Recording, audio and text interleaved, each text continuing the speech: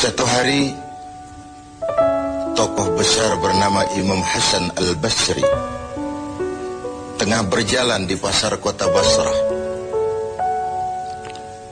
Datang seseorang lalu bertanya kepada beliau, "Ya Aba Ishaq," wahai Abu Ishaq, panggilan buat Imam Hasan Al-Basri. Katanya dalam Quran itu, "Ud'uni astajib lakum." Berdoalah kepadaku, aku akan jawab doamu. Mintalah kepadaku, aku akan penuhi permintaanmu. Begitu janji Allah dalam Quran. Lah kami ini, kata si orang tadi, sudah lama berdoa kepada Allah. Sudah banyak kali kami memohon kepadanya. Wah, kok sampai sekarang doa kami nggak dijawab-jawab, nggak pernah dikabulkan. Ini bagaimana? Katanya berdoa, aku kabulkan. Sudah lama kami berdoa. Kenapa nggak pernah dikabul-kabulkan? Apa doa kami salah pasang? Apa Tuhan pas kebetulan nggak dengar? Atau bagaimana ini? Imam Hasan Al-Basri senyum lalu menjawab, "Ya ahlal Basrah, hai penduduk Basrah, hatimu mati. Dari hati yang mati, bagaimana mungkin doa akan terjawab? Tidak ada getaran yang menyebabkan channel kepada Allah itu nyambung. Tidak ada. Dari hati yang mati, doa tidak mengeluarkan getaran untuk sampai kepada aras. Hatimu mati, maka doamu tidak dikabulkan." Kita renungkanlah jawaban ini. Sederhana, doa tidak didengar Tuhan. Permohonan tidak dikabulkan olehnya. Tapi kalau kita mau menukik kepada renungan yang lebih jauh, kemalangan apa yang lebih besar selain daripada kalau Allah sudah berpaling kepada kita dalam hidup ini? Permohonan tidak didengar, doa tidak dikabulkan, Allah sudah masa bodoh dengan kita. Kemana lagi langit tempat kita bernaung? Kemana lagi bumi tempat kita berpijak? Kalau Allah sudah berpaling dalam hidup ini kepada kita, itulah kemalangan yang paling besar dalam hidup ini. Sementara kita berleha-leha, menurut kita kemalangan itu kehilangan jabatan, kemalangan itu kehilangan harta benda, kemalangan itu adalah kehilangan orang yang kita sayangi. Allah berpaling dalam hidup kita, tidak pernah kita melakukan evaluasi. Nah, apa yang menyebabkan hati itu jadi mati? Sehingga tidak ada getaran yang nyambung ke aras, yang mengakibatkan Tuhan berpaling dari kita. Doa tidak lagi didengar, permohonan tidak lagi dikabulkan. Ada beberapa hal yang menyebabkan hati jadi mati, sehingga doa tidak terangkat.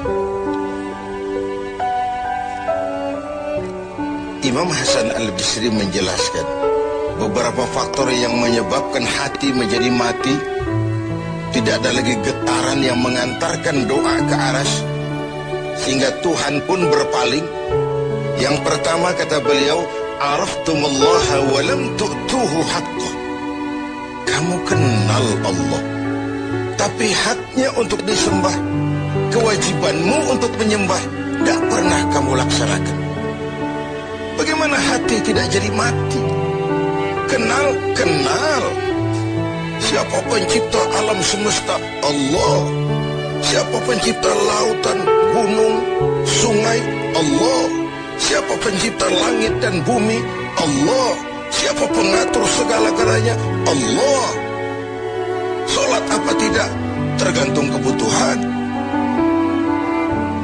Kamu kenal Allah, tapi haknya untuk disembah, kewajibanmu untuk menyembah, tidak pernah kamu laksanakan. Bukankah simpel bahwa Fatihah saja mengajarkan iyyaka na'budu wa iyyaka nasta'in? Hanya kepadamu kami menyembah dan hanya kepadamu kami mohon pertolongan. Tertibul kalimat, na'budu dulu, baru nasta'in.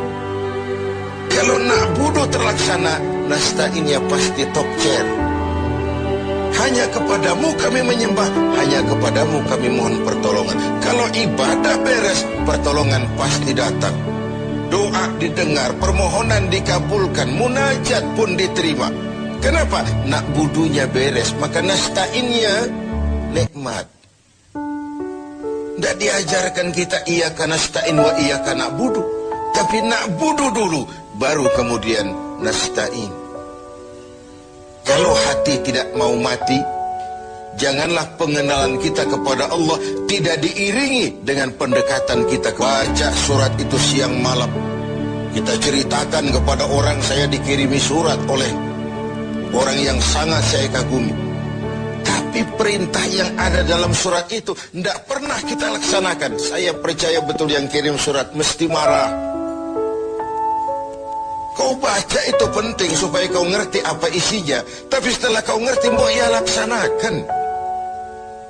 Begitu Al-Quran diturunkan kepada kita.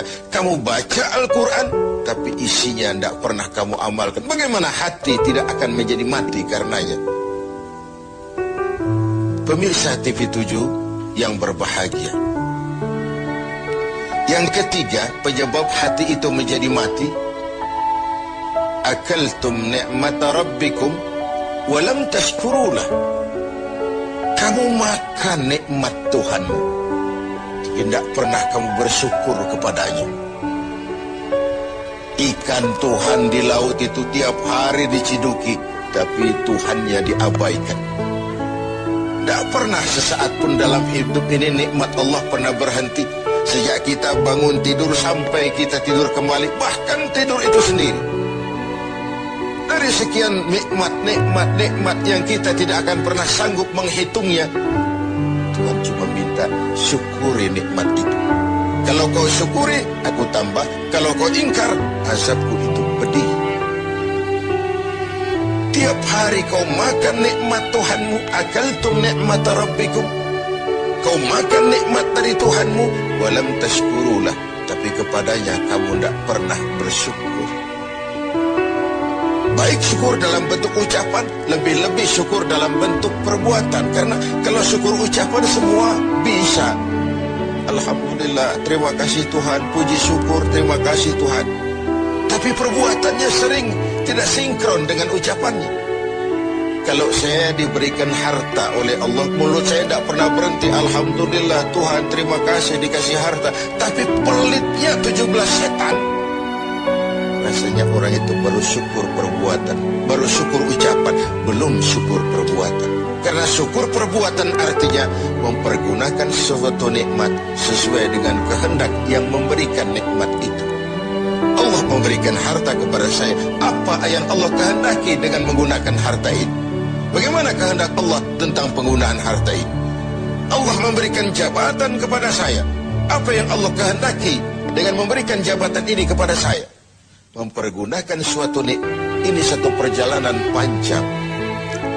Seperti kita akan berangkat keluar kota yang jauh, tentu kita harus menyiapkan bekal. Semakin jauh perjalanan, semakin banyak bekal yang kita bawa.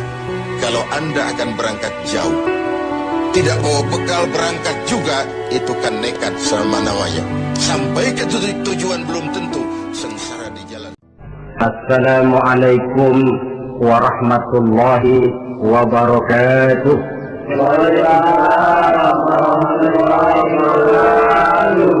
Perbendaharaan surga itu apa?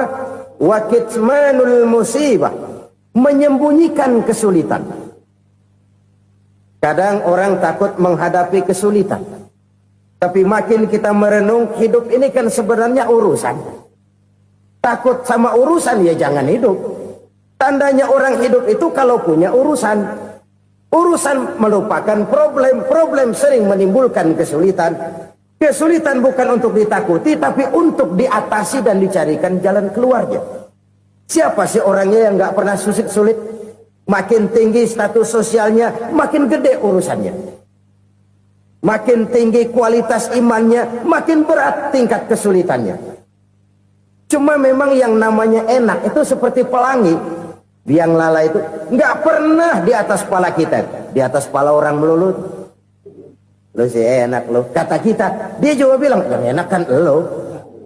Pelangi itu nggak pernah di atas kepala kita. Kata tukang beca, aduh enak ya naik Mercy. Kata tukang beca, Apa yang di dalam mobil Mercy? Aduh, enak bener tukang beca. Di jok ngeringkuk, ngorok pules bener. Saya kamar pakai AC, sejuk, tempat tidur sutra, empuk, alga, spring bed, gula kulik, nggak bisa pules kalau belum minum Valium, belum tidur. Enak bener tukang beca. Di jok ngorok, nggak tahu wetan kulon. Si tukang beca bilang yang di Mercy enak, yang di Mercy bilang tukang beca enak. Inilah enak. Nggak pernah di atas kepala kita, di atas kepala orang lain melulu enak itu.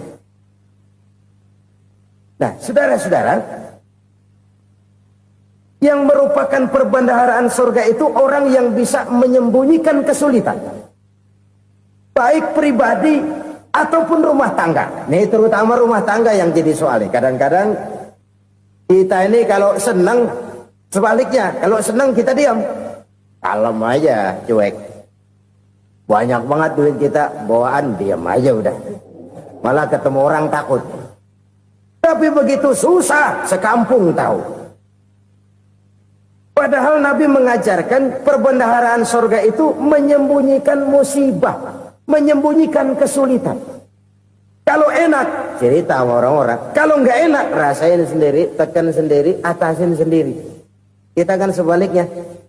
Senang kita diam, asal lagi susah, paling tidak kita nyari teman buat cerita kesusahan. Siapa orangnya yang nggak pernah susah? Cuma soalnya bagaimana kita mengatasi kesusahan itu sendiri. Begitu juga misalnya kalau orang sudah berumah tangga, itu orang tuanya harus menjadi tempat dia cerita yang enak-enak saja. Yang nggak enak rasain berdua, selesaikan berdua, atasin berdua. Jangan dibalik. Asal senang diam, giliran susah aja. Maknya laporan. Terbalik. Bisa menjaga security informasi. Maka nama bayam keluar diam. Malah seluitan. Enak amat lo makan daging ayam. Security informasi. Saudara-saudara kaum muslimin rahimakumullah. Ujian yang terberat itu yang pernah diberikan kepada para nabi, para rasul, para aulia, para ulama. Makin tinggi keimanan, makin berat bentuk kesulitan. Ayo saya kemukakan satu contoh saja. Ada seorang nabi yang kaya, nabi kaya, namanya Nabi Ayub. Iblis kalau orang begini kan keki, ibadahnya rajin, kaya. Nih yang kayak begini susah digodain. Kalau ibadahnya rajin, miskin, kali bisa disogok. Sini imannya mantap, ibadahnya rajin, kaya, nabi lagi. Oh, tapi namanya iblis nggak kurang akal. Laporan, Tuhan, kenapa Les? Ya ini bahasa saya, bahasa Qurannya sih nggak gitu. Itu hambamu yang namanya Ayub, dia rajin ibadah cuma karena dikasih kaya aja. Coba kasih miskin dia, berhenti dia sembahyang. Ah, kamu bisa aja. Saya tahu Ayub itu hambaku yang ikhlas. Saya buktiin Tuhan, silahkan. Dibuktiin lah, iblis turun ke alam ini. Yang mula-mula dia lakukan, dia rusak sawah ladang Nabi Ayub. Dia binasakan binatang ternak Nabi Ayub. Sehingga dalam waktu singkat, jatuhlah Nabi Ayub dari orang paling kaya jadi orang paling miskin. Beliau masih ibadah di mihrab dalam masjid. Datang iblis. Saudara Ayub, ya, lagi ngapain? Ibadah. Nyembah Allah, nyembah Allah. Oh, percuma. Kenapa? Tuhan yang ente sembah nih, dia udah bikin miskin ente. Sawah ladang ente hancur lebur, binatang ternak binasa. Sekarang ente jadi orang paling miskin. Ngapain nyembah Tuhan kayak begitu? Tekor. Udah berhenti dah ibadah, berhenti ibadah. Ini iblis sama Tuhan laporannya lain, yang dikerjakan kepada Nabi Ayub juga lain. Benar begitu iblis kata Nabi Ayub? Iya. Sawah ladang saya habis, buras. Binatang ternak saya binasa, binasa. Saya miskin, bangpak. Apa jawab Nabi Ayub? Bukan innalillahi, ini hebat. Alhamdulillahillazi a'tani wa akhraza minni. Segala puji bagi Allah yang telah memberikan harta kepada saya dan sekarang mengambilnya lagi. Alhamdulillah. Allah yang ngasih, Allah yang ambil. Itu mah urusan Allah. Iblis cuman ibadah jalan terus, sujud lagi Nabi Ayub. Iblis seleher gondok banget. Dasar Nabi nggak mempan dia apa-apain. Miskin malah alhamdulillah. Allah yang ngasih, Allah yang ambil. Jadi kalau kita tidak komit, kita tidak terikat kepada kaya, miskin, senang, susah, apa yang bisa bikin kita susah? Jadikan kekayaan, kemiskinan, jadikan senang, susah sebagai anak buah yang bisa kita atur. Jangan kekayaan ngatur kita, jangan kemiskinan ngatur kita. Kita yang harus mengatur mereka.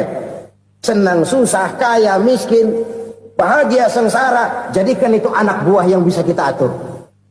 Kalau sekarang kita kaya, lain saat boleh jadi kita miskin, semiskin-miskinnya. Allah yang ngasih, Allah yang ngambil. Tenaga mana yang bisa menghalangi? Ibadah jalan terus. Iblis makin gondok. Dasar Nabi loh. Akhirnya apa? Nabi Ayub dikerjain, diberikan penyakit. Demikian fatal penyakitnya. Bayangin, udah miskin sakit. Masya Allah. Miskin sakit. Sakitnya nggak lama, kira-kira 16 tahun. Istrinya 3, 2 mental minta ceraiin. Ngerawatin laki bengek begini. Senang belum tentu, susah udah pasti nih. Cerai aja, cerai dah. Cerai. Tinggal satu Siti Rahmah yang setia menemani beliau. Sesetia-setianya hati perempuan. Satu saat Siti Rahmah bilang, "Bang, ya, abang kan Nabi, Bang. Lalu, namanya Nabi kan doanya jarang meleset, Bang. Maksud kamu minta kenapa sih sama Tuhan biar abang sembuh baik dah, Bang?" Siti Rahmah, "Iya. Saya sakit berapa tahun sih dah? 16 tahun, Bang. Sebelum ini saya sehat berapa tahun? Ya kira-kira 60 tahun, Bang. Nah, coba ente banding-bandingin, Rahmah. Saya dikasih sehat 60 tahun. Dikasih sakit 16 tahun. Sudah nggak sabar mau doa kepada Allah minta sembuh. Saya malu kepada Allah. Diuji dengan yang luar biasa seperti ini, tidak mengganggu stabilitas kehambaannya. Dia tetap menghamba kepada Allah Subhanahu wa ta'ala. Saudara-saudara kaum muslimin rahimakumullah. Kunci menghadapi kesulitan itu apa? Allah jelaskan dalam satu ayat, "Wa basyiris sabirin alladzina iza asabathum musibah qalu inna lillahi wa inna ilaihi raji'un." Gembirakan orang-orang yang sabar. Siapa mereka itu? Yang apabila mendapat musibah mereka kembali kepada keyakinan dasar. Segalanya dari Allah dan segalanya akan kembali kepada Allah. Ini konsepsi dasar dari sikap muslim dalam menghadapi berbagai kesulitan. Segalanya dari Allah, segalanya akan kembali kepada Allah. Kalau ini sudah kondisi dasarnya, maka kita akan lapang menghadapi kenyataan bagaimanapun pahitnya. Apakah itu namanya miskin, apakah itu namanya sakit, bahkan maut sekalipun. Maut sekalipun. Segalanya dari Allah, segalanya akan kembali kepada Allah. Ini sikap hidup, bukan sekedar ucapan. Kita kadang-kadang menjadikannya sebagai ucapan. Mulutnya sehingga berhenti, innalillahi wa inna ilaihi raji'un, tapi nangisnya terus gerung-gerungan. Bukan itu, ini kesadaran moral. Kalau segalanya dari Allah, segalanya kembali kepada Allah, kan sebenarnya cuma nunggu giliran. Hari ini saya nyembayangin dia, entah hari apa saya disembayangin orang. Hari ini saya antar dia ke kubur, entah hari apa orang nganterin saya ke kubur. Hari ini saya tahlilkan dia, entah nanti kapan orang tahlilkan saya. Segalanya dari Allah, segalanya akan kembali juga kepada Allah. Oleh sebab itu saudara-saudara, kesulitan bukan untuk ditakuti. Kesulitan justru untuk diatasi, dicarikan jalan keluarnya. Dan tidak ada orang yang tidak pernah mendapat kesulitan. Tidak ada. Semakin tinggi status sosial, semakin tinggi kualitas keimanan, semakin besar juga tingkat kesulitan. Hanya saja bagaimana cara kita mengatasinya. Dan Al-Quran menyatakan, inna ma'al usri yusra. Di balik kesulitan itu pasti ada kemudahan. Roda itu berputar. Karena itu Rasulullah sallallahu alaihi wasallam mengingatkan kepada kita, ta'arraf ilallahi firraha ya'rifka fisyiddah. Ingatlah kepada Allah di waktu kamu senang, supaya Allah ingat kepada kamu di waktu kamu susah. Kalau waktu senang kita ingat kepada Allah, kita susah, Allah tidak akan meninggalkan kita. Tapi kalau waktu senang kita jauh dari Allah, sujud tidak sempat, dengan masjid jauh, ketika senang kita lupakan Allah. Nanti begitu kita susah, Allah lupakan kita. Dan itu menyakitkan. Oleh karena itu orang-orang tua kita dulu bilang, kalau lagi sehat ingat-ingat, lu bakal sakit nanti. Kalau lagi kaya ingat-ingat, satu saat kita bakal jatuh miskin. Bahkan kalau lagi muda ingat-ingat kita bakal tua. Dan yang terpenting, kalau lagi hidup ingat-ingat kita bakal mati. Saudara-saudara kaum muslimin rahimakumullah. Jadi yang kedua yang merupakan perbendaharaan surga, menyembunyikan musibah. Saudara-saudara kaum muslimin rahimakumullah. Hal ketiga yang merupakan perbendaharaan surga adalah wasilatur rahmi. Orang yang suka bersilaturahmi. Sebagaimana yang kita maklum bahwa manusia adalah makhluk yang disebut zon politika. Makhluk sosial yang tidak mungkin hidup sendiri-sendiri. Betapa dan siapapun kita memerlukan orang lain.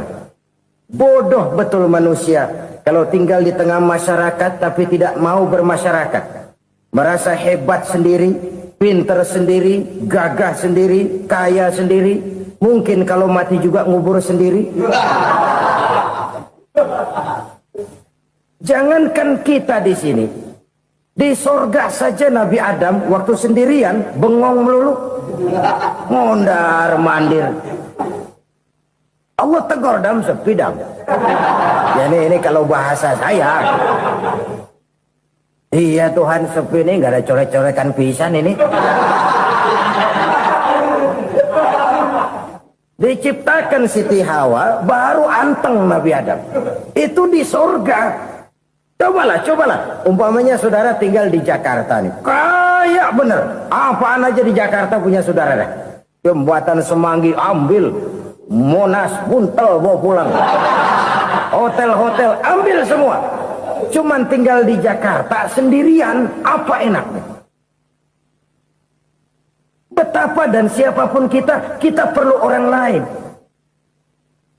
Tidak ada seorang pun yang bisa memenuhi kebutuhan hidupnya secara sendiri-sendiri.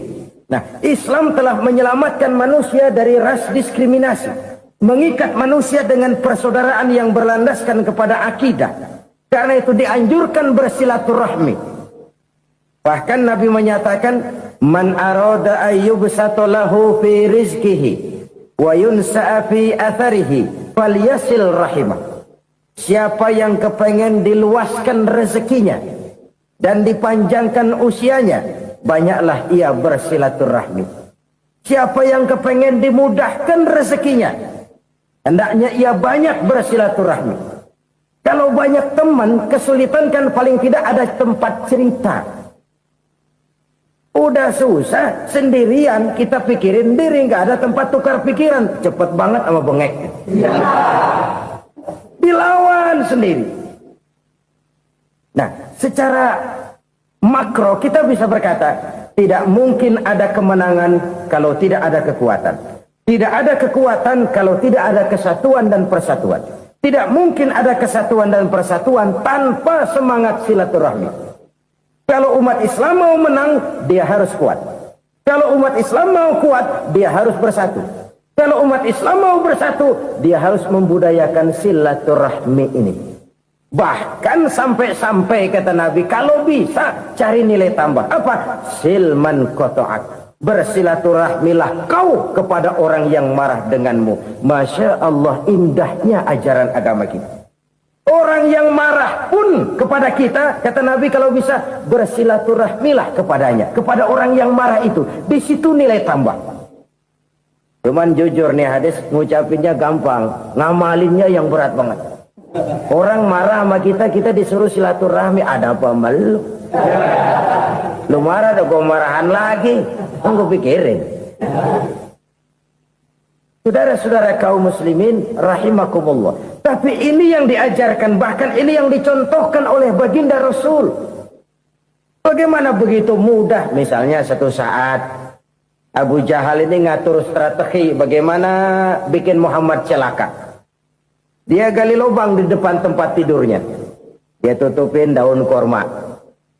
Terus dia panggil seseorang, ke sini. Kasih tahu Muhammad, pamannya sakit keras, minta ditengokin. Berangkat orang ini ke sana. Muhammad, labbaik. Pamanmu sakit keras, dia minta ditengokin. Baik, saya akan datang menjenguk beliau. Berangkatlah Nabi ke rumah Abu Jahal tanpa prasangka apapun. Abu Jahal udah pasang setil, selimut 3 rangkap setengah dipakai, persis kayak orang meriang. Tapi sembari ngintip dari balik selimut, begitu Muhammad buka pintu, nah masuk perangkap nih. Muhammad jalan menuju tempat pembaringan, makin lama makin dekat, makin lama makin dekat ke lubang yang dipasang oleh Abu Jahal itu. Dalam hati Abu Jahal, terus dah jatuh, mampus dah lo ini. Mampus lo hari ini. Apa yang terjadi? Malaikat Jibril datang. Muhammad, pamanmu cuma pura-pura sakit. Di depan tempat tidurnya ada lubang perangkap supaya kamu jatuh ke situ. Sudah, kamu pulang. Balik kanan Nabi. Sudah hampir jatuh ke lubang, balik kanan, pulang. Bayangin kecewanya Abu Jahal. Muhammad dikit lagi. Enggak paman, saya pulang aja. Emosi bangun dari tempat tidur, enggak sadar kalau lagi pura-pura sakit. Lompat ngejar Nabi, dia lupa dengan lubang yang dia gali. Usrak, nyemplung sendiri ke dalam lubang.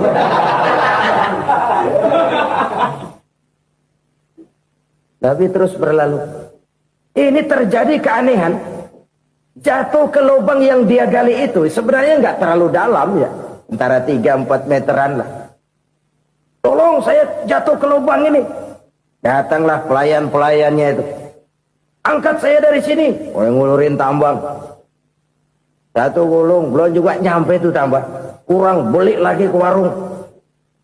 Sambung, ulur lagi, nggak juga bisa sampai. Wah ini kerjaan Muhammad ini. Tolong siapa salah seorang kamu ke rumah Muhammad, kasih tahu encangnya kecebur. Minta ditolongin. Sampaikan kepada Rasul. Kenapa? Pamanmu jatuh ke lubang, Muhammad minta tolong diangkatin. Tambang udah nyambung-nyambung nggak nyampe juga. Ya nanti saya datang saya tolong. Coba. Nyata-nyata orang berniat jahat mau mencelakakan dia. Datang dia menolong. Ini yang disebut air tuba dibalas air susu ya ini. Bukan sebaliknya. Air tuba dibalas air susu. Paman, kecebur ya? Iya Muhammad, tolongin. Pegang tangan saya. Nabi ulurkan tangannya. Nyampe. Dipegang oleh Abu Jahal. Diangkat ke atas. Sampai atas. Apa kata Abu Jahal? Sihirmu memang hebat Muhammad. Udah ditolongin dikata sihir. Yang enak kita kemplang kan itu orang begitu. Urusan apa? Tapi inilah akhlak. Kalau bisa kamu bersilaturahmilah dengan orang yang marah kepadamu sekalipun. Orang marah kita tetap baik. So, kalau kita berbuat baik sama orang yang memang baik, rasanya sih biasa-biasa aja. Orang baik kita baik lagi. Ya draw aja, belum ada nilai tambah di situ. Baru ada nilai tambah kalau kita bisa berbuat baik kepada orang yang nyakitin kita. Itu namanya kita setingkat di atas dia. Dia sakitin kita, kita berbuat baik sama dia. Dia pelit sama kita, kita baik sama dia. Dia marahin kita, kita deketin dia. Di situ kita punya nilai tambah. Jadi siapa yang ingin diluaskan rezekinya kata Nabi dan dipanjangkan umurnya, hendaklah ia banyak-banyak bersilaturahmi. Sederhana sebenarnya silaturahmi. Tapi silaturahmi membangkitkan semangat kesatuan dan persatuan. Kesatuan dan persatuan melahirkan kekuatan. Dalam matematika, 1 ditambah 1 pasti 2. Tapi di tengah masyarakat, 1 orang takut ditambah 1 orang takut, hasilnya jadi 2 orang setengah berani. Kenapa setengah berani? Karena udah berdua. Tadi pan takut sendirian. Kalau dia kumpul turu-turu takut lah jadi berani. Kita yang lemah, kita yang tidak berdaya, kita yang miskin, kalau mau kompak bersatu, apa yang nggak bisa kita kerjain? Apalagi tinggal di kota besar, pilihan cuma 2. Bertahan atau minggir. Bertahan atau minggir. Untuk bisa bertahan harus mampu bersaing. Untuk mampu bersaing harus punya keahlian. Keahlian harus ditunjang dengan pendidikan, ditambah oleh kekompakan sebagai umat. Udah miskin mencar mulu, orang injak kita. Orang nggak pandang urusan apa yang malu. Oleh karena itu, silaturahmi pada hakikatnya merupakan roh dari ukhuwah yang diajarkan oleh agama kita. Bagaimana Islam menyelamatkan masyarakat manusia dari ras diskriminasi, mengikat manusia, dan tidak ada persaudaraan yang lebih indah selain persaudaraan yang diikat dengan nilai-nilai akidah. Sepanjang orang di jalan Allah, itulah saudara kita. Keluar dia dari jalan Allah, selesailah persaudaraan sampai di situ. Karena itu, kalau ingin menyimpan sesuatu di surga, banyaklah bersilaturahmi. Datang ke rumah ini, datang ke rumah itu, dan lain sebagainya. Itu simpanan kita di akhirat nanti. Ini yang ketiga. Saudara-saudara, yang keempat, perbendaharaan surga itu apa? Wa qawlu la hawla wa la quwwata illa billah. Ucapan la hawla wa la quwwata illa billah. Ibadah kan ada yang berat, modalnya besar. Bangun masjid berat, modalnya besar. Bangun rumah sakit berat, modalnya besar. Ada ibadah yang berat, tapi modalnya ringan. Misalnya puasa.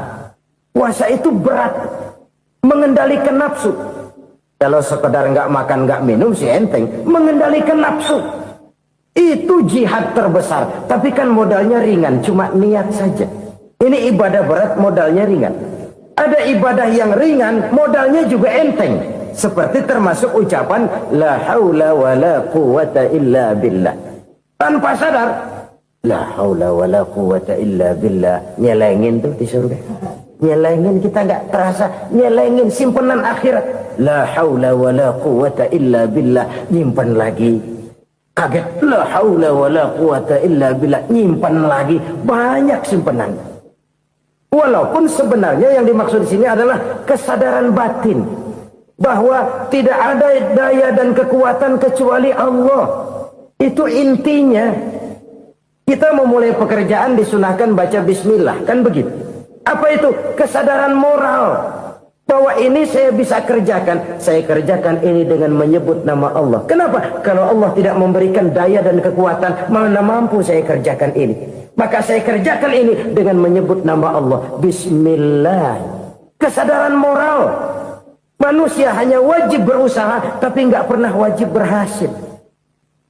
Banyak hal-hal yang kalau kita renungkan secara rasio nggak mungkin, tapi jadi kenyataan. La haula wa la quwwata illa billah. Tidak ada daya dan kekuatan kecuali bagi Allah semata-mata. Kesadaran moral akan kelemahan dan keterbatasan makhluk bernama manusia. Kadang kita kagum dengan otak, tapi kita sering lupa sama yang bikin otak. Padahal bagaimanapun hebatnya otak, yang bikin otak pasti lebih hebat dari otak. Nggak percaya, silahkan otak-otakan. Inilah kecenderungan.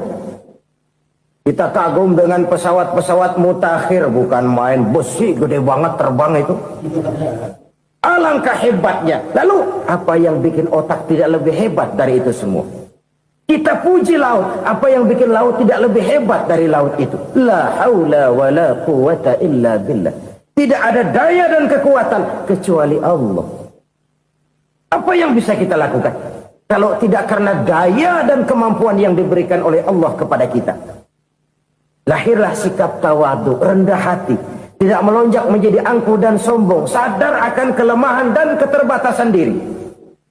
Sebab sebagai makhluk yang diciptakan oleh Allah Subhanahu wa taala. Jadi satu sisi ini ucapan yang berpahala, la haula, jadi wiridan. Pada sisi lain ini kesadaran moral, sikap mental, kesadaran batin bahwa yang punya daya dan kekuatan itu cuma Allah. Kita nggak pantas untuk sombong, sebab sombong itu pakaiannya Allah. Kita nggak sedang pakai pakaian Allah, kegedean. Dan makin kita renungi, makin terbentur. Apa sih yang bisa kita sombongin? Kita mau sombong apa? Kaya, pintar, itu kan semua relatif. Di atas langit masih ada langit lagi. Jadi oleh karenanya, marilah kita menyadari. Manusia hanya wajib berusaha, tapi tidak pernah wajib berhasil. Yang berusaha saja tidak wajib berhasil, apalagi yang tidak berusaha. Islam bukan agama orang pemalas yang selesai sholat lalu ngelohom, nggelenggem ayem-ayem. Tapi Islam bukan agama orang sombong yang setelah berusaha lalu tidak memerlukan Allah.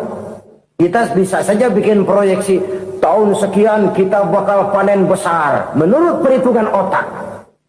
Tapi ada kejadian lain. Apa? Tikus ngambek.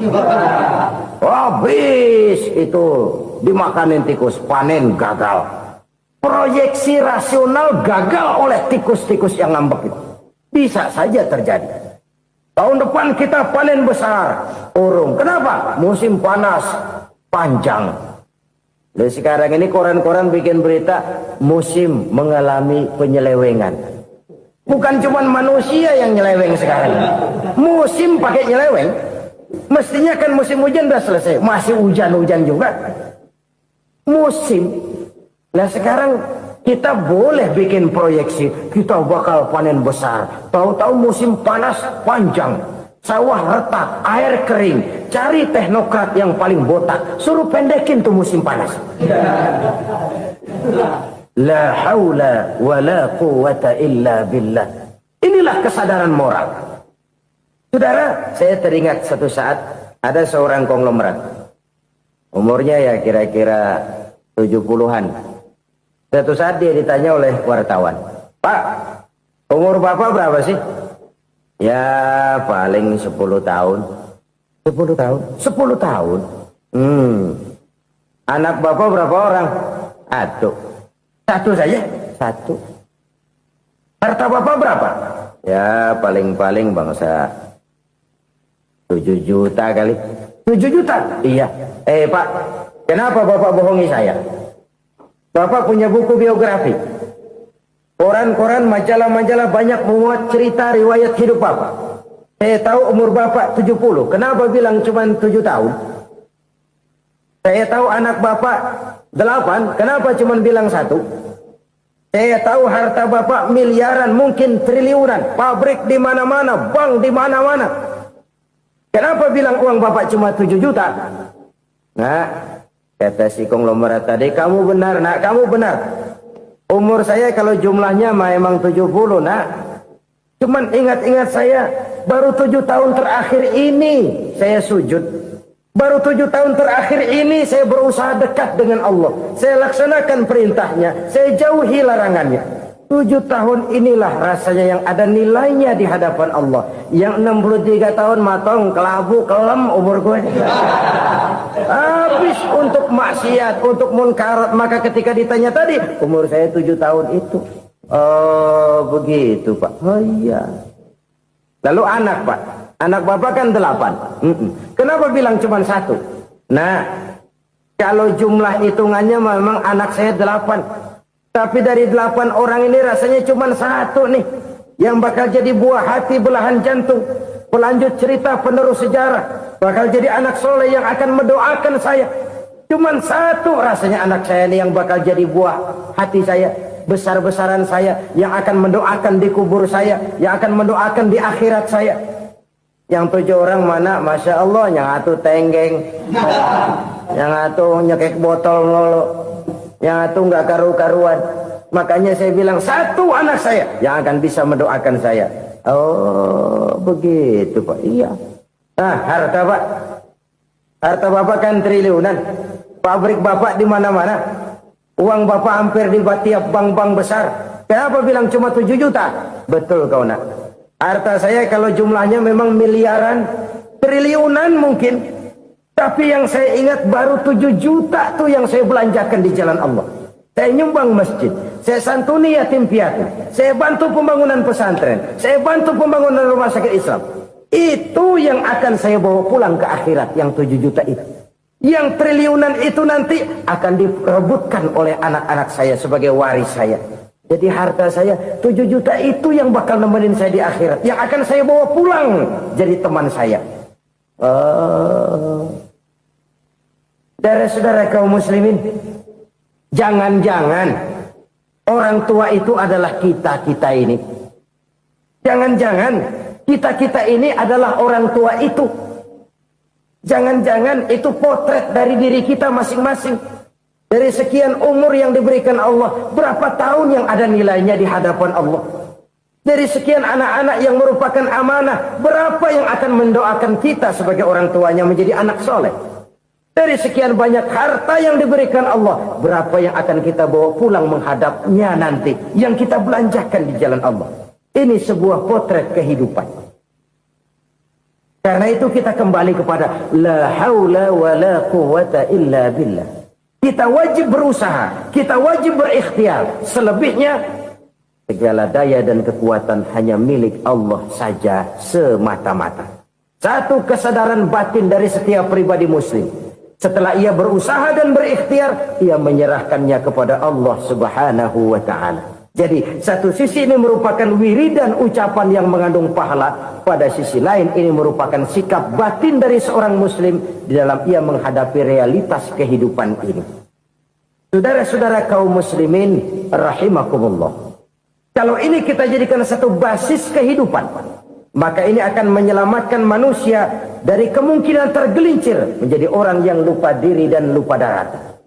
Sebab itu Imamul Ghazali berpesan, jadidis safinah fa innal bahra amiq wa khuziz zad fa inna safara ba'id wa khaffifil hamla fa innal hamla sadid.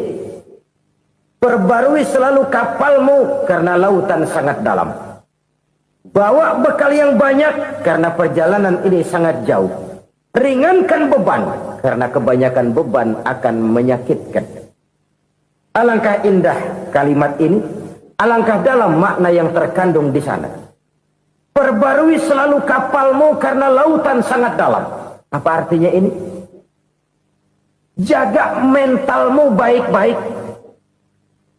Pelihara imanmu baik-baik karena hidup penuh cobaan seperti lautan. Kita kalau berlayar di lautan kan kadang-kadang tenang, angin bertiup sepoi-sepoi basah.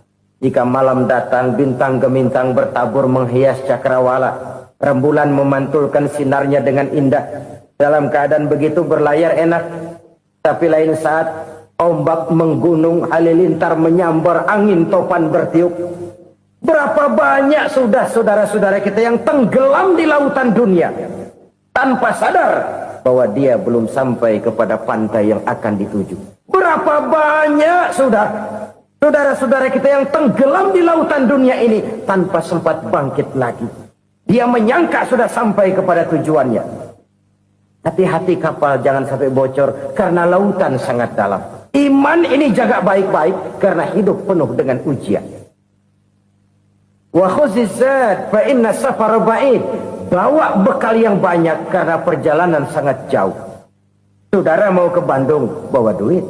Saudara mau ke Surabaya, banyakan lagi duitnya. Saudara mau ke Mekah, gepokan, iketan tuh duit nggak lembaran lagi. Makin jauh perjalanan, makin banyak bekal yang harus kita bawa.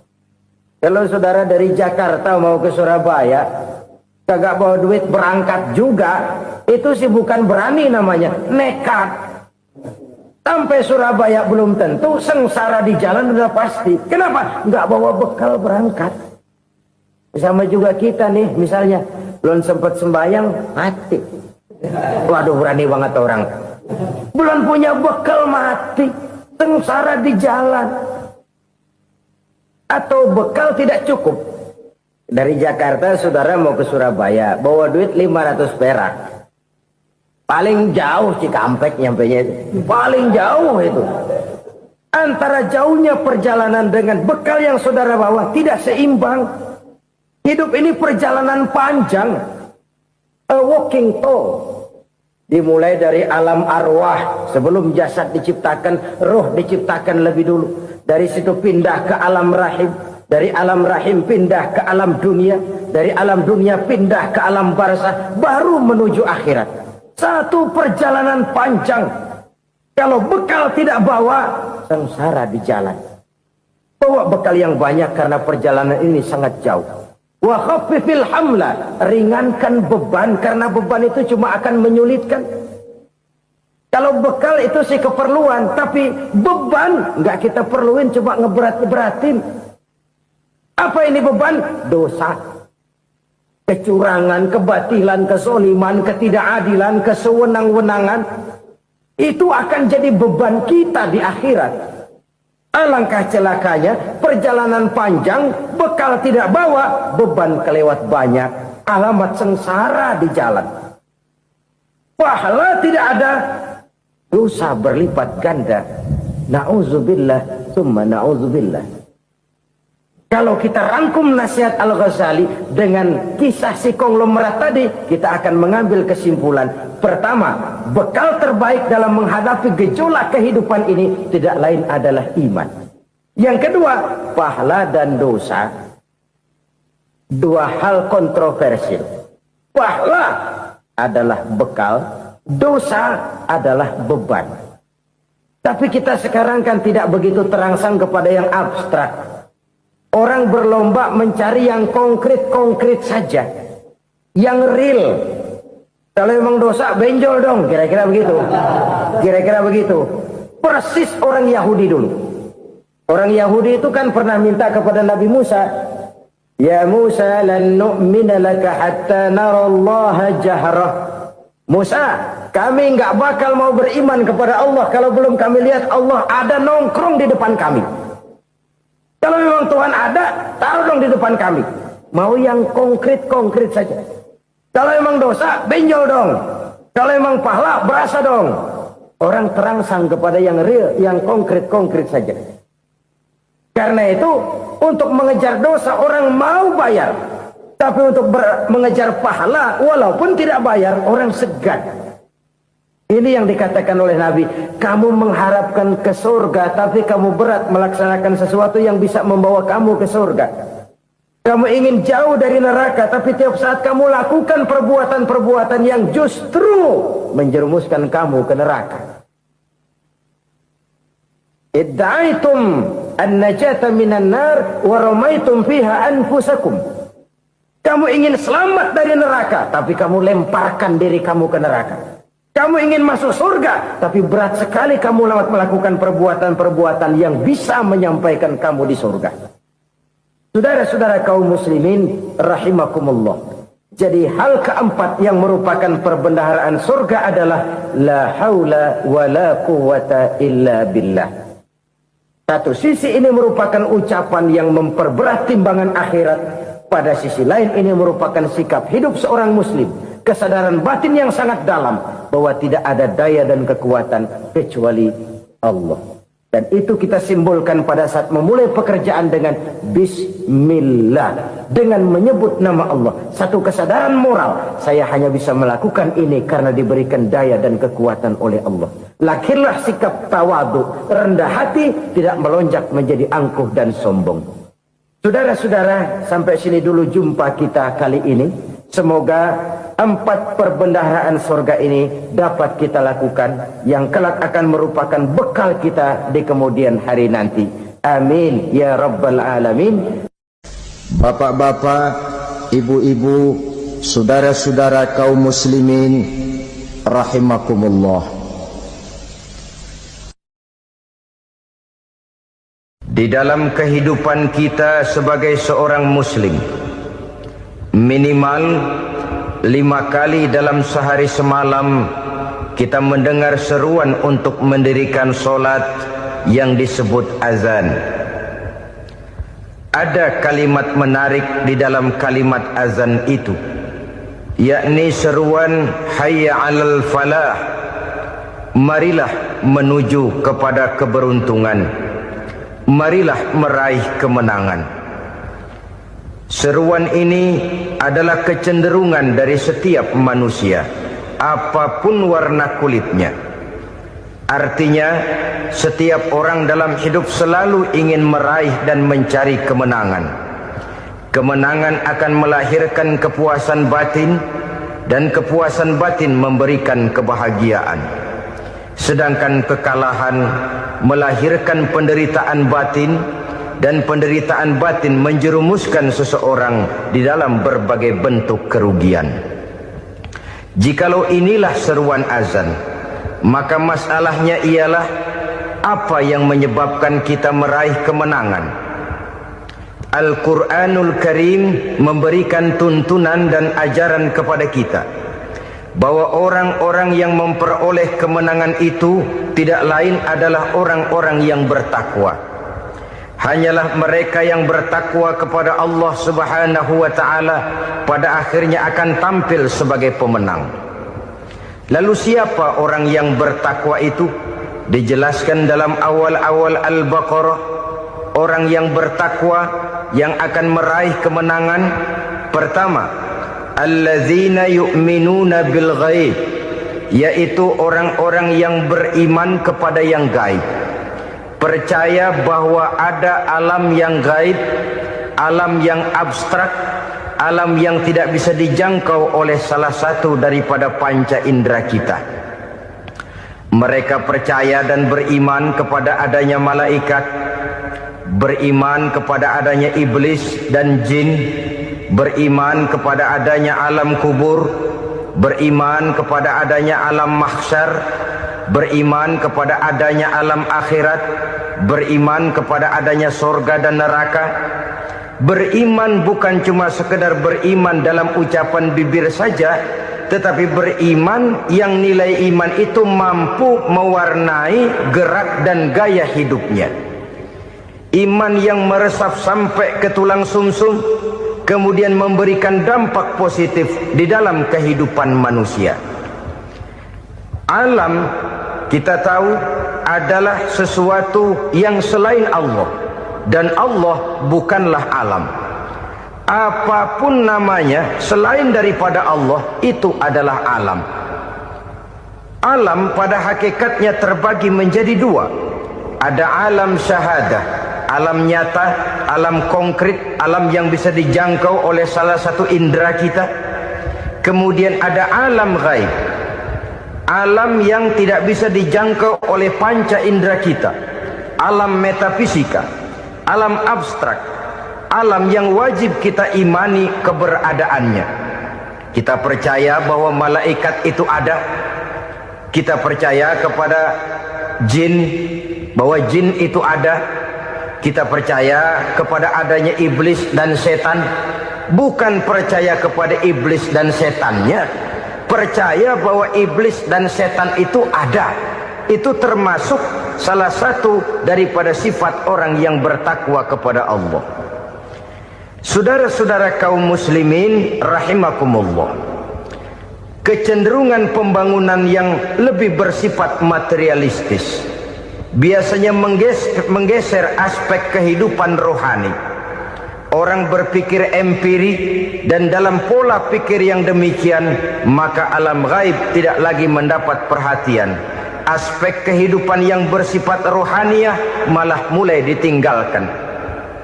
Akibatnya terjadilah kepincangan di dalam kehidupan kita. Pernah ada satu pengalaman pribadi. Dalam perjalanan kembali ke tanah air, dalam pesawat di sebelah kanan saya duduklah seorang Jerman, namanya Heiner Simonsen. Iseng saya ajak kenalan, saya ajak ngobrol, saya tanya dia. Saya bilang, Mas Heiner ini, kalau pesawat yang kita tumpangi ini jatuh ke bawah, kira-kira apa yang bakal terjadi, Mas? Dia bilang, kita semua akan mati.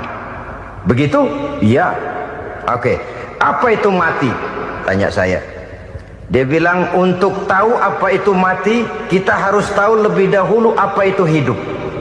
Saya pikir nih bule bisa ngomong juga. Baiklah kata saya. Apa hidup menurut Anda itu? Oh, hidup itu dia bilang, kalau seluruh anggota badan kita bekerja secara normal. Paru-paru memompa darah secara normal, jantung berdetak secara normal, sel-sel tubuh bekerja secara fit, dan organisme tubuh hanya mau bekerja secara normal. Dia bilang, kalau kita memberi makan yang cukup, menu yang teratur, dan gizi yang lengkap. Saya bilang, kesimpulannya apa, Ner? Dia jawab, hidup adalah dari tangan ke mulut. Life is from the hand to the mouth, kata dia. Hidup adalah dari tangan ke mulut. Jadi masalah hidup tidak lebih daripada masalah isi perut. Orang pergi pagi, pulang sore, peras keringat, banting tulang, perut yang dibelain. Saya bilang, you are wrong. Sampean salah, Ner. Kamu orang Islam bukan? Bukan. Pantas. Kenapa saya salah? Dia bilang. Ya jelas salah. Salahnya di mana? Kamu ini manusia. Kalau hidup cuma dari tangan ke mulut, saya bilang, kambing di kampung saya juga begitu pikirannya, Ner. Itu kambing di kampung saya, asal perutnya kenyang, sudah hidup dia. Perkara besok bagaimana, lusa prospeknya macam mana, bulan depan ada apa, kambing nggak pernah mikir. Di kampung saya kambing juga pikirannya begitu. Kamu Kristen ya? Tadinya. Loh kok tadinya, lalu apa sekarang kamu ini? Dia bilang, sekarang saya netral. Saya tidak beragama, tapi saya percaya kepada Tuhan sebagai pencipta alam. Saya ingat benar dia bilang, I haven't any religious, but I believe to God as the creator of the world. Kenapa bisa netral begitu, Ner? Habis saya bingung katanya. Islam bilang Islam baik, Kristen bilang Kristen baik, Hindu Buddha bilang Hindu Buddha baik, semua agama baik. Saya netral sekalian, nggak beragama. Yang penting saya percaya kepada Tuhan. Saya bilang, Ner, kamu ini kayak orang mau beli celana, lalu bingung. Yang satu bilang Levi's bagus, yang satu bilang Blue Jean hebat, yang satu bilang Wool England hebat. Celana ini hebat, celana itu bagus, celana ini hebat. Semua celana bagus, kamu bingung. Akhirnya netral, tidak pakai celana. Itu juga salah. Saya pikir-pikir, kemudian saya melihat bahwa dua pola berpikir Henner ini nampaknya sudah mulai menggejala di lingkungan masyarakat bangsa kita. Disadari atau tidak, secara jujur kita harus berkata, dua pola pemikiran Henner ini mulai berkembang di tengah masyarakat bangsa kita. Pertama, pola pikir materialisme. Hidup adalah dari tangan ke mulut. Masalah hidup tidak lebih masalah isi perut. Itu yang perlu dibela, dan disitulah arti kehidupan.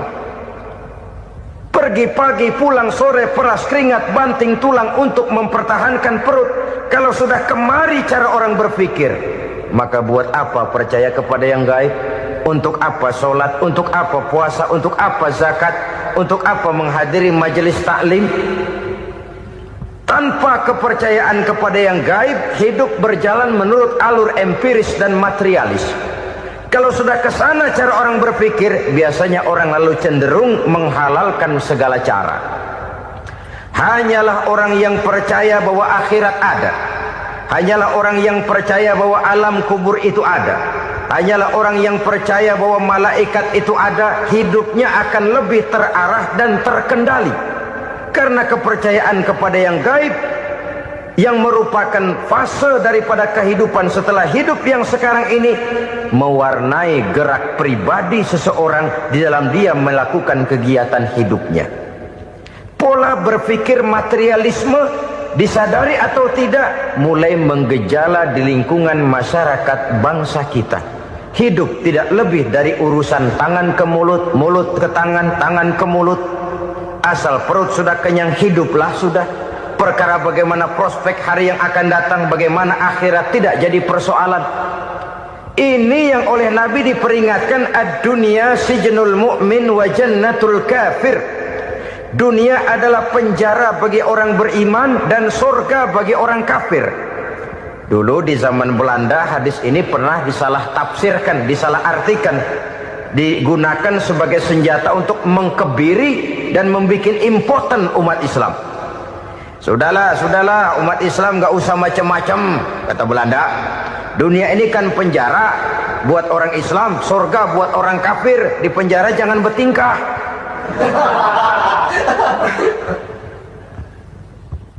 Pengertiannya tidak begitu.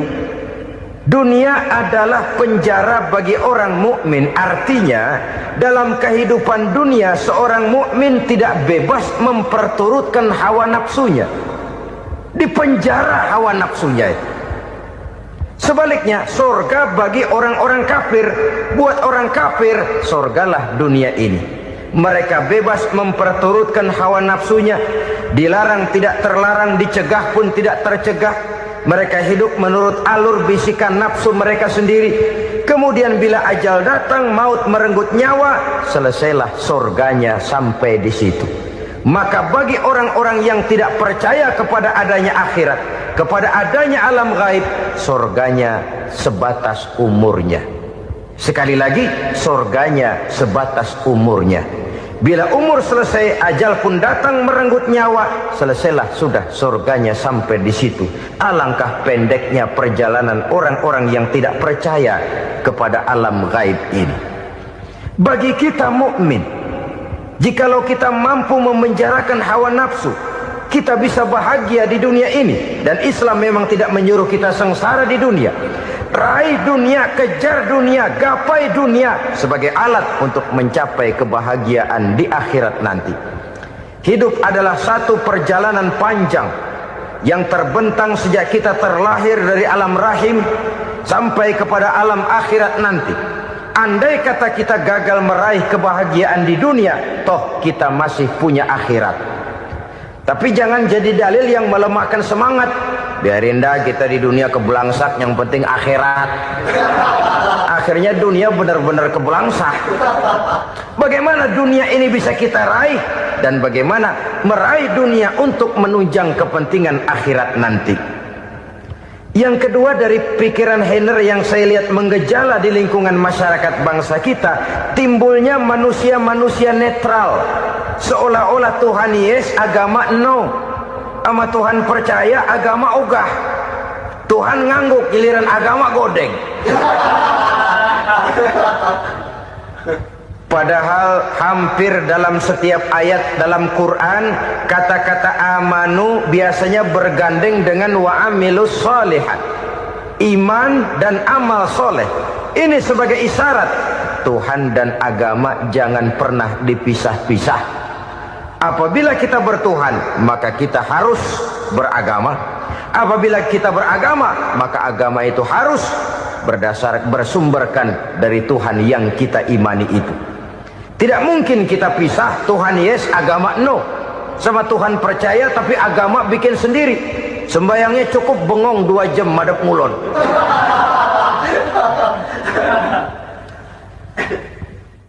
Saudara-saudara kaum muslimin rahimakumullah. Jadi dengan demikian, agama yang kita akui merupakan unsur mutlak di dalam pembangunan sekarang ini, merupakan bagian dari kehidupan yang menuntun kita bahwa di balik alam nyata ini, di balik alam syahadah ini ada alam gaib. Dan mudabbir, murabbi, yang mengatur, yang menguasai, yang memelihara baik dia alam nyata, baik dia alam gaib, tidak lain adalah Allah Subhanahu wa ta'ala. Di sana ada satu super power, satu maha kekuatan yang kita perlu bersandar kepadanya. Sebagai makhluk nyata yang hidup di alam nyata, berbuatlah secara nyata sebagaimana harusnya kita berbuat. Karena Islam jelas bukan agamanya orang pemalas. Islam jelas bukan agamanya orang yang mengajarkan setelah selesai sholat boleh duduk, nggelenggem ayam-ayam, ndelohom. menghitung bintang di langit sambil menunggu keajaiban. Tidak.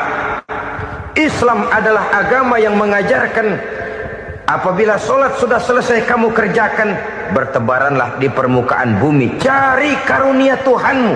Jangan hidup berpangku tangan menunggu keajaiban, karena hidup bukan undian. Jangan berharap untung besar tanpa mau peras keringat. Tapi di sebalik itu toh kita juga harus yakin bahwa di sisi usaha nyata yang kita lakukan ada satu super power, satu maha kekuatan gaib yang menentukan berhasil dan tidaknya usaha kita. Kepercayaan kepada hal semacam inilah yang mendorong kita untuk mempunyai sandaran vertikal, agar jikalau usaha ini berhasil, kita tidak lupa diri dan lupa daratan. Jikalau usaha ini gagal, kita tidak putus asa dan buruk sangka, tidak cupik pandangan dan sempit hati, tapi mampu melihat persoalan dengan kacamata putih sambil husnuzon kepada Allah Subhanahu wa ta'ala. Kita percaya malaikat itu ada. Ada yang namanya Raqib dan Atid, mengawasi gerak hidup kita sampai kepada gerak hati kita. Ini memberikan sugesti agar kita berhati-hati. Tidak sejengkal tanah pun kita bisa berlindung dari pengawasan Raqib dan Atid. Ada Munkar Nakir yang akan menyoal kita di alam kubur. Ada malaikat Malik, penjaga neraka. Ada malaikat Ridwan yang menjaga surga.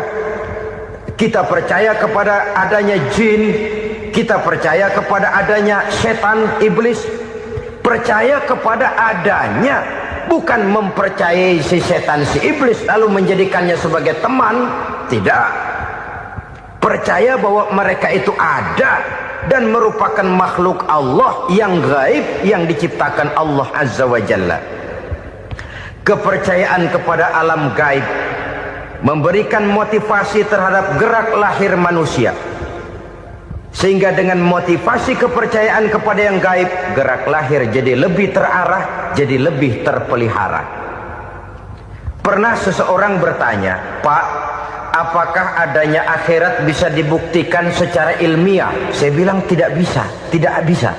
Kenapa? Karena yang berangkat nggak pernah pulang kembali lagi. Kalau dia pulang kemari bisa kita tanya bagaimana enak di sono. Cuma secara moral saya katakan, lebih beruntung orang yang percaya kepada akhirat daripada yang tidak. Sekarang saudara percaya akhirat ada, lalu saudara baik-baik di dunia, sholat, puasa, zakat, menolong orang lain, menebarkan kebajikan. Saudara mati, andai kata akhirat tidak ada, toh dalam hidup saudara sudah berbuat baik. Paling tidak nama saudara akan dikenang sebagai orang baik.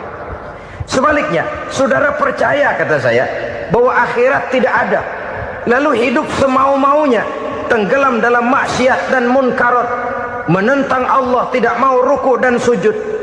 Lalu saudara mati, kemudian akhirat ada. Ayo, mau apa? Bekal tidak punya. Jadi secara moral lebih beruntung orang yang percaya kepada adanya akhirat daripada yang tidak percaya. Dan itu alam gaib yang tidak bisa dibuktikan secara eksat. Jangankan untuk membuktikan seperti itu, dalam kehidupan sehari-hari saja yang kita rasakan tidak selalu berbentuk toh. Angin, bagaimana sih bentuknya angin? Kita tidak tahu. Merah, buktinya kalau dikerok merah. Yang merah itu kulit, yang kulit kita bukan anginnya. Sakit, rasa sakit itu ada, tapi bagaimana bentuk sakit kita nggak pernah tahu. Kalau kita makan cabai pedas, bagaimana bentuk pedas itu tidak ada, tapi rasa ada. Bentuk pedas hijau, cabainya bukan pedasnya. Tidak semua yang kita rasakan bisa kita gambarkan dalam bentuk yang konkret. Oleh karena itu, sekali lagi bahwa kepercayaan kepada alam yang gaib mampu memberikan satu sugesti yang menata kehidupan seseorang lebih lurus, lebih terarah, dan lebih terkendali. Maka wajar kalau kepercayaan kepada yang gaib mengantarkan seseorang untuk meraih kemenangan. Kenapa?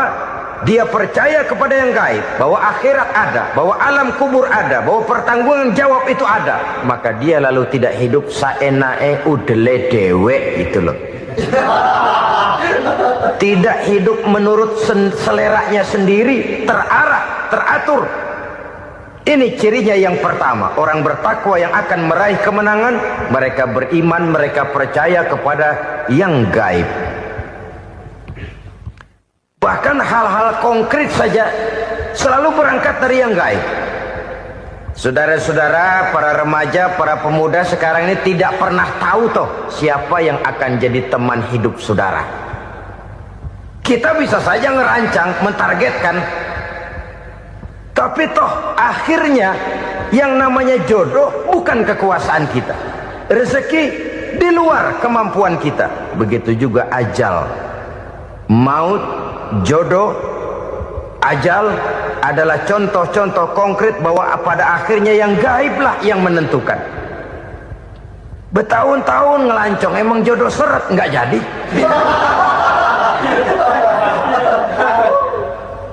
Begitu kenal baru setengah malam nginep ditangkap hansip kan. Hal-hal semacam itu kadang-kadang kita berpikir suuzon, gile, perempuannya cakep banget, lakinya rebek amat. Memang begitulah jodohnya. Memang begitulah jodohnya. Saudara hadirin ma'asyiral muslimin yang saya hormati, jadi hal-hal yang konkret saja kita yakini sepenuhnya ditentukan oleh satu superpower yang gaib itu tadi. Dari sanalah segala ketentuan itu berangkat dan kesanalah segalanya akan kembali. Maka kepercayaan kepada yang gaib meluruskan gerak hidup seseorang dan itu akan mengantarkan dia kepada meraih kemenangan. Satu. Yang kedua, wa yuqimuna shalah. Orang bertakwa yang akan meraih kemenangan itu adalah orang-orang yang mendirikan sholat. Kenapa sholat mengantarkan orang untuk meraih kemenangan? Yang jelas, inna sholata tanha anil fahsya'i wal munkar. Sholat mampu mencegah manusia dari perbuatan keji dan munkar. Banyak filsafat hidup yang terkandung di dalam sholat ini. Sejak kita wudhu sampai kita menghadap ke arah kiblat, sampai kita melakukan gerak-gerak sholat, bacaan-bacaan yang ada di dalam sholat, lalu sampai kepada mengucapkan salam. Banyak filsafat hidup yang terkandung di dalam sholat. Umpamanya